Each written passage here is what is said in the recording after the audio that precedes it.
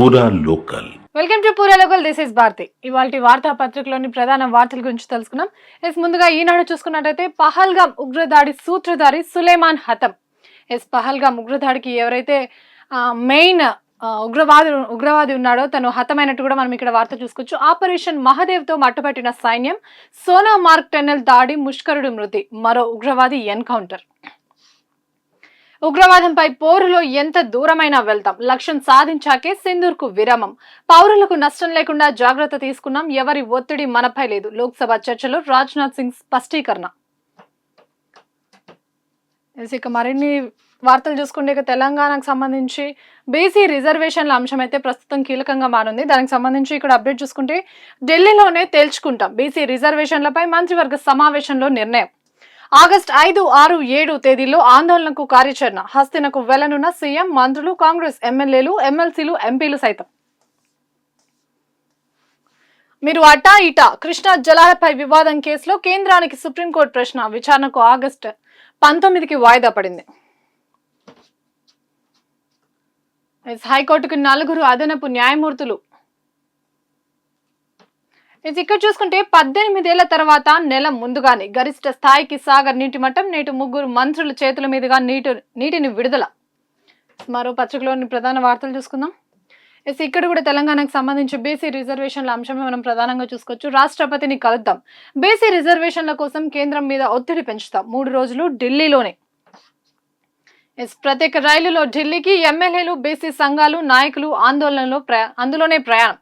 వీలైతే పలువురు మంత్రులు కూడా అదే రైలులో ప్రయాణించే అవకాశం ఉన్నట్టు తెలుస్తుంది. రాష్ట్రపతితో భేటీ తర్వాత పార్టీ అధిష్టానంతో చర్చించే అవకాశం కూడా ఉంది. ఇందాక చూసుకున్నాం మనం అదనపు జడ్జిలోని హైకోర్టుకి. ఇక్కడ వాళ్ళ ఒక చిత్రంతో పాటు వాళ్ళ పేర్లు కూడా ఉన్నాయి. చలపతిరావు, రామకృష్ణారెడ్డి, ప్రవీణ్ కుమార్, అలాగే గౌస్ మహముద్దీన్.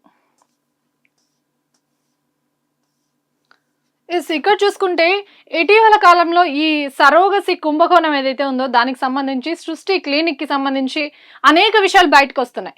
ఇతర రాష్ట్రాల్లోనూ సృష్టి దందా, తెలంగాణతో పాటు పలు రాష్ట్రాల్లో నమ్రతకు ఏజెంట్లు, అబార్షన్ కోసం వెళ్లే వారికి డబ్బు ఆశ చూపించి వల. 4-5 ఏళ్ల క్రితం కూడా హైదరాబాద్ లో ఇదే తరహాలో శిశు విక్రయాలు పాల్పడినట్లు గుర్తించిన పోలీసులు.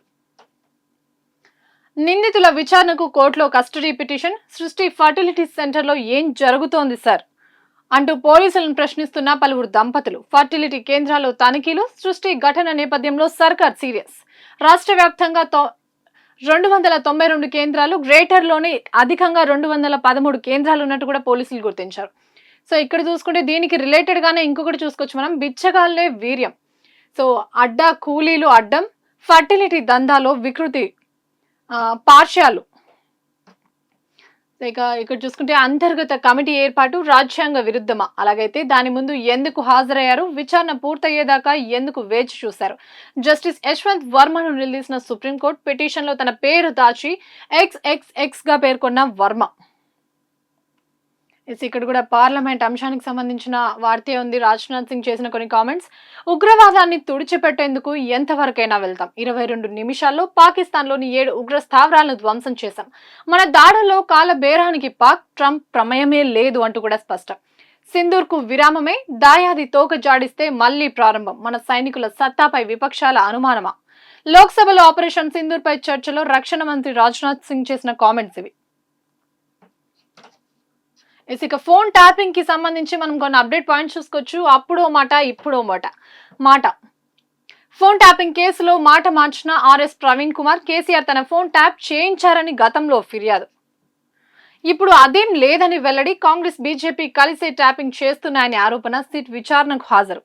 సిట్ విచారణలో ఇవన్నీ ఈ కామెంట్స్ అయితే చేశారు ఆయన. ఇక మరో పత్రికలోని ప్రధాన వార్తలు చూసుకుందాం. సభలో సింధూరం. ఇక్కడ కూడా ప్రధానంగా మనం రాజ్నాథ్ సింగ్ చేసిన కామెంట్స్ ఉన్నాయి. ఆపరేషన్ సింధూర్ పై పార్లమెంట్ లో కొనసాగిన రభస. పాక్ కాళ్ల బేరానికి వచ్చినందుకే ఆపరేషన్ ఆపేశామన్న రాజ్నాథ్ సింగ్. పాక్ మళ్లీ తోక జాడిస్తే మళ్లీ సింధూర్ మొదలవుతుందన్న రక్షణ మంత్రి. ప్రభుత్వ విరమణ తప్పుపడుతూ విపక్షాల నినాదాలు. కాంగ్రెస్ పై విరుచుకుపడిన హోంమంత్రి అమిత్ షా. ప్రశ్నల వర్షం కురిపించిన కాంగ్రెస్. బీహార్లో ఓటర్ల జాబితా సవరణపై చర్చ చేపట్టాలని రాజ్యసభలో పట్టుబట్టిన విపక్ష సభ్యులు. ఇక నిమిషప్రియ కేసు అప్డేట్ చూసుకుంటే నిమిషప్రియ మరణ శిక్ష రద్దు. కాంతాపురం ఏపీ అబూబకర్ ముస్లియార్ కార్యాలయ ప్రకటన అధికారికంగా ధృవీకరించని భారత విదేశాంగ శాఖ. ఇక్కడ కూడా ఒక ఇమేజ్ చూసుకోవచ్చు మనం. పహల్గామ్ ఉగ్రదాడికి ప్రేరేపించిన ఉగ్రవాది ఎవరైతే ఉన్నారో హతమైనట్టు కూడా మనం ఇక్కడ వార్త చూసుకోవచ్చు. పహల్గామ్ ఉగ్రదాడి మాస్టర్ మైండ్ హతం. ఆపరేషన్ మహాదేవ్ మరో 2 ముష్కర్లు కూడా మట్టుపట్టిన ఎలైట్ కమాండోలు. మరో ఉగ్ర ముఠా కోసం వేట. ఇక వెలుగులో కూడా ప్రధానంగా మనం బీసీ రిజర్వేషన్ల అంశం, అలాగే పార్లమెంట్ లో రాజ్నాథ్ సింగ్ చేసిన అంశమే ఇక్కడ ప్రధానంగా ఉంది. 42% బీసీ కోటా కోసం చలో ఢిల్లీ. ఆగస్టు 5, 6, 7 తేదీలో హస్తినగర్ వేదికగా పోరాడాలని కేబినెట్ భేటీలో కూడా నిర్ణయం తీసుకున్నట్టు తెలుస్తుంది. ఇక్కడ చూసుకుంటే ఆపరేషన్ సింధూర్ పై మాటల యుద్ధం. లోక్సభలో ప్రశ్నలు సంధించిన ప్రతిపక్షాలు. ఇక్కడ చూసుకుంటే పార్లమెంట్ ముందు కూటమి ఎంపీల ధర్నా. మరోసారి ఇక్కడ పహల్గామ్ టెర్రరిస్టుల హతం. శ్రీనగర్ ఎన్కౌంటర్, 3 ఉగ్రవాదులు మృతి. కృష్ణా జలాలకు సంబంధించి కూడా కృష్ణా ప్రాజెక్టులకు భారీగా వరద. ఇక్కడ చూసుకుంటే కబ్జాలో కవ్వల్, పల్చబడుతున్న అడవులు, పత్తాలేని పులులు. రిజర్వ్ ఫారెస్ట్ లో 1.30 లక్షల ఎకరాల ఆక్రమణ. ఇవి ప్రధానంగా ఇవాల్టి పత్రికలో ఉన్న వార్తలు. మరిన్ని వార్తలతో మళ్ళీ కలుద్దాం. చూస్తూనే ఉండండి పురాలోకం.